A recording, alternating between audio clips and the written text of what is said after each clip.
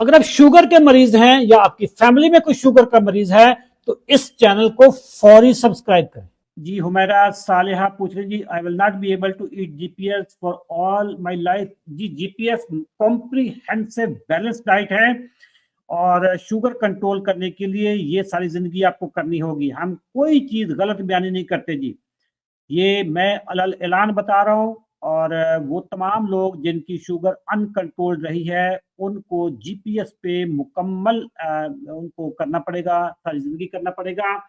आपके पास दो ही ऑप्शन है, ये जीपीएस पे अमल कर लें या फिर जो मर्जी आए खाएं और बाद में 4 दवाइयां 40 यूनिट इंसुलिन पे चले जाए।